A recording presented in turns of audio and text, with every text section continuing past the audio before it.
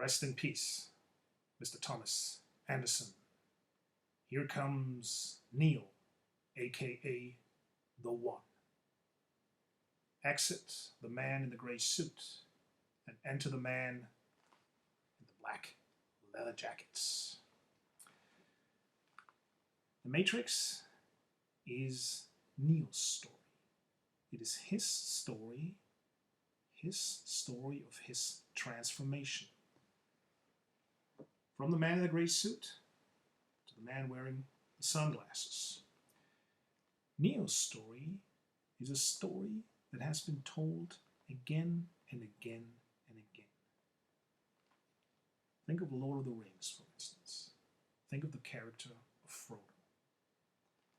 At the beginning of the movie, Frodo, young, innocent, immature, inexperienced, naive, living in a very, very small part of the world of Middle-earth, more or less excluded from the rest of what is going on there. At the end of the movie, he has visibly changed. He has grown more mature, more experienced, he's wiser, not necessarily happier, but he has grown into a man. That is the coming of age story. And apparently, that is the story of Neo. Think of the first scene where we meet him.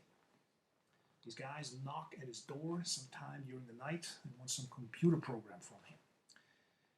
And he kind of looks like a teenager that sort of overslept, or a teenager that kept playing computer games the whole night. Again, great casting on the part of Keanu Reeves because he really nails that part, I think. Well, the last impression that we get of him is doing a Superman routine, literally flying through the world of the Matrix. This transformation, that is the core of the story. How does this transformation work? I think there are two aspects. One is the hero has to overcome an enemy, meet and face a challenge, master the challenge, do the impossible.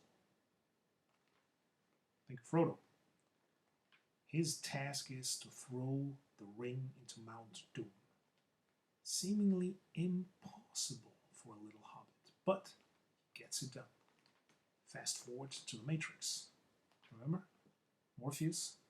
Nobody has ever defeated an agent. Well, Neo is the one who will accomplish that task. Another important part of this process of transformation is the role and the help of a guide.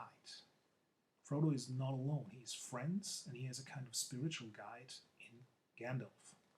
Same thing, of course, for Neo. Morpheus is his guide, his teacher. I would like to argue that despite the visible change that takes place between Mr. Thomas Anderson and Neo, the One, there is a certain core to his personality that is there right from the start.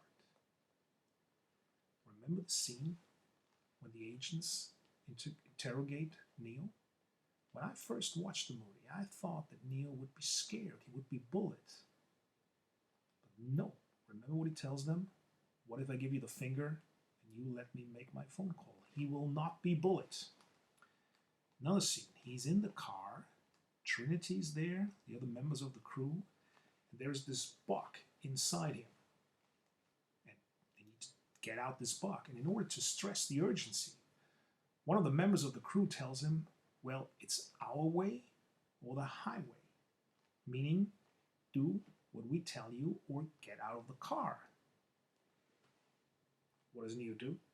He gets out of the car. He will not be told what to do. Last scene.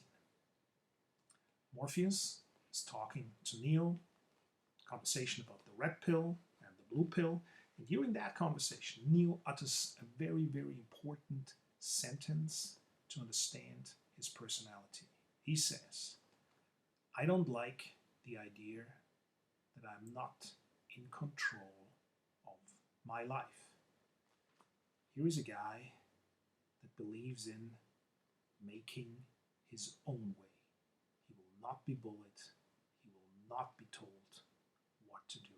He's fighting for to be in charge. Last aspect. The Oracle, when she talks to Neo, and Neo in a way is of course confused of what he just heard, she reminds him, because of course she understands him and she sees through him. She reminds him of who he really is. When she tells him, remember, you don't believe in that fake crap. You believe in being in control. And this, I think, that is the core to his personality. And this part is there right from the start. And in that respect, Neo resembles a certain hero archetype.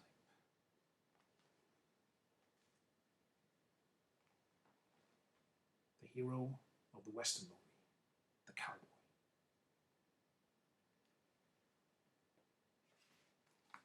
I will be back.